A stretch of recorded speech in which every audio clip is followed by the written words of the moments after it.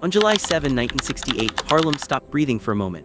Word tore through the streets faster than any siren. Ellsworth Bumpy Johnson, the iron-willed legend who outlasted Dutch Schultz, defied the Italian Mafia and held the numbers racket in the palm of his hand, had dropped dead at 62. No shootout, no backroom betrayal. Just a quiet heart attack over a plate of fried chicken at Wells' restaurant.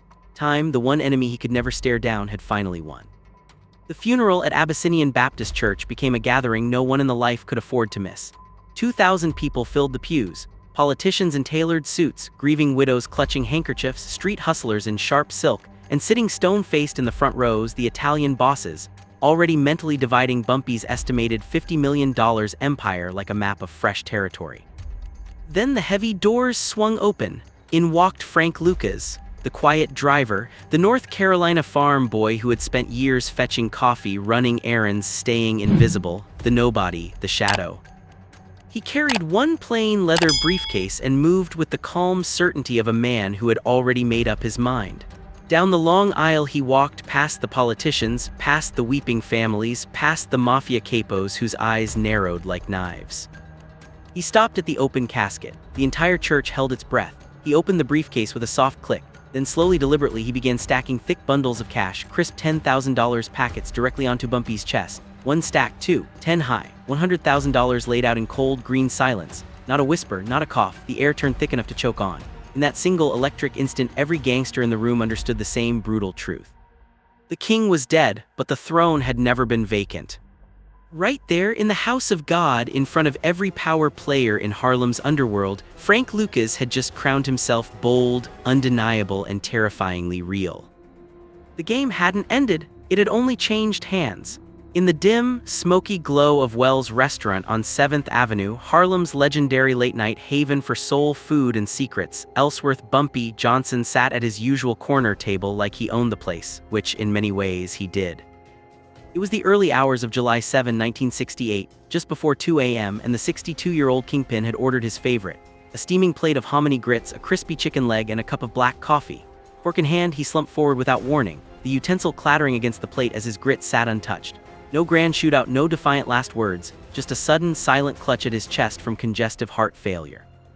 The man who had stared down Dutch Schultz, negotiated with Lucky Luciano, and ruled Harlem's shadows for decades was gone in an instant, surrounded by a few close friends who could scarcely believe it. Word spread through the streets like wildfire before the sun rose. By noon, Harlem felt the loss as if a father had been taken from his family. Flags dipped to half-mast along Lenox Avenue, a rare honor for a man the law labeled a criminal. Numbers runners, those tireless foot soldiers of the policy game Bumpy had once protected so fiercely, paused their collections in quiet respect. Even the cops, many of whom had taken his payoffs or felt the sting of his independence, tipped their hats as they passed the newsstands and barbershops buzzing with murmurs. The community mourned deeply. Bumpy wasn't just a gangster to them. He was the staunch raceman who refused to bow, the one who gave back with turkeys on Thanksgiving, cash for struggling families, and protection from the worst of the world. Thousands would later pack St. Martin's Episcopal Church for his funeral, with uniformed officers perched on rooftops, shotguns ready, as if guarding against the chaos his absence might unleash. But grief had no time to settle before the vultures began circling. The Italian bosses, the heirs to Luciano's empire, the Genovese capos and their sharp-suited underlings, saw the vacuum immediately.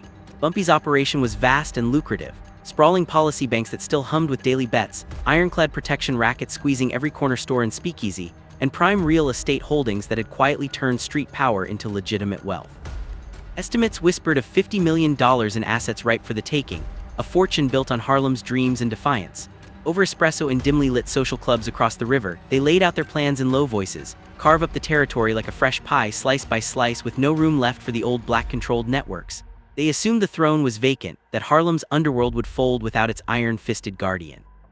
Nobody in those first stunned hours gave much thought to Frank Lucas, the ambitious underling, whose relationship with Bumpy had been exaggerated in later tales, dismissed by some close to the family as little more than a peripheral figure, lingered in the background like a shadow.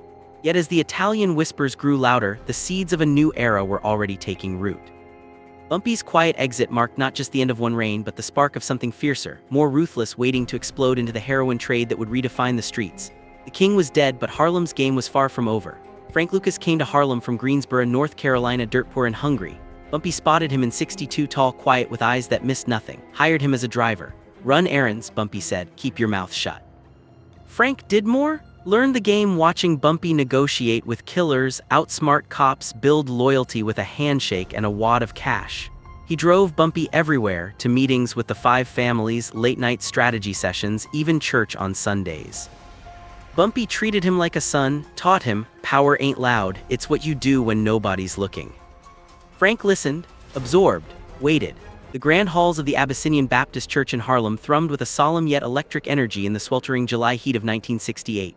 Just days after Ellsworth Bumpy Johnson's sudden heart attack at Wells Restaurant, the historic sanctuary had transformed into a bustling command center for what would become one of the most talked-about send-offs in the neighborhood's storied history. Towering arrangements of white lilies, red roses, and cascading gladioli piled high along the altar and spilled into the aisles, their sweet fragrance mixing with the murmur of hushed voices and the faint echo of organ practice.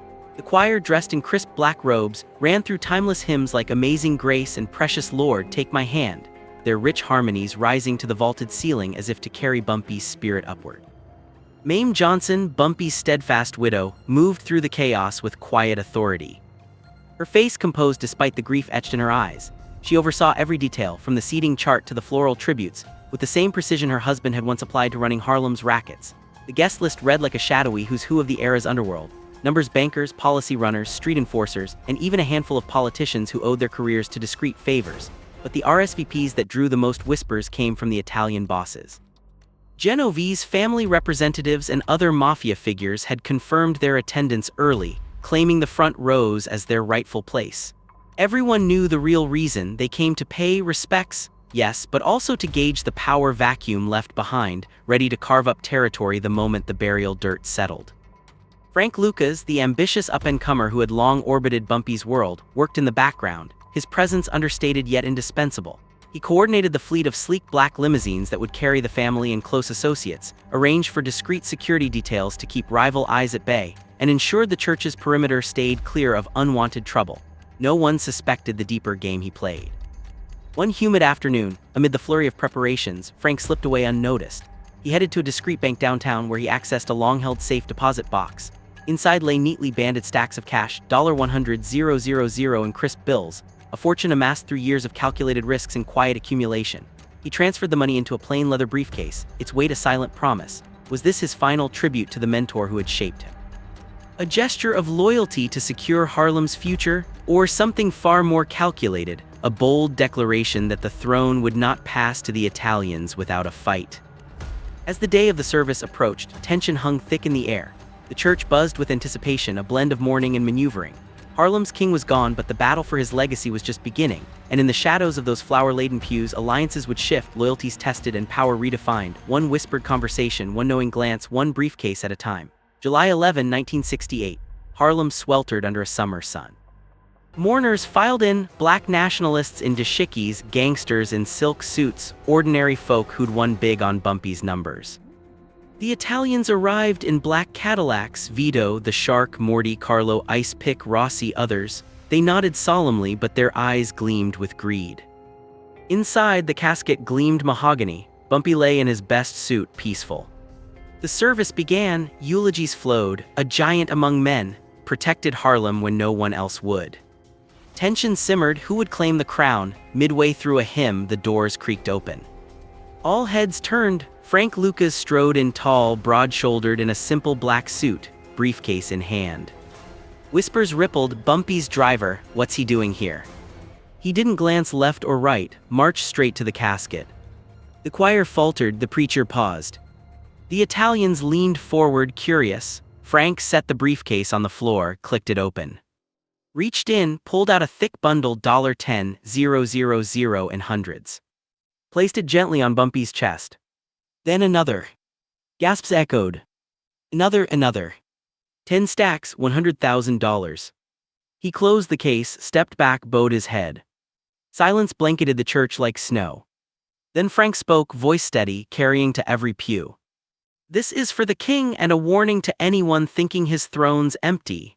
The Italians froze. Vito Morty's face drained white. Carlo Rossi gripped his rosary. They knew that cash wasn't just money, it was a declaration. Frank had been Bumpy's secret apprentice. The $100,000 from Bumpy's hidden stashes, ones only Frank knew about. Mourners murmured approval. Harlem's underbelly shifted allegiance on the spot.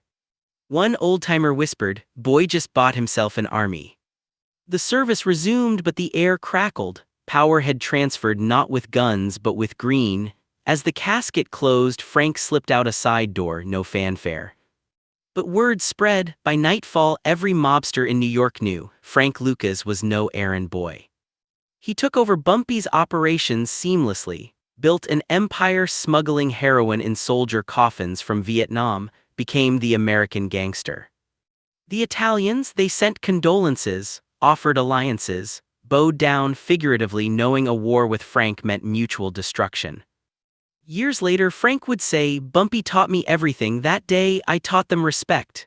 Decades passed. Frank Lucas rose, fell, served time, reformed, but that funeral moment lingered in Harlem lore. The day a driver stacked $100 K on his boss's chest. It made every mobster bow. Because true power isn't inherited. It's claimed. In front of God and gangsters alike. The king was dead. Long live the king.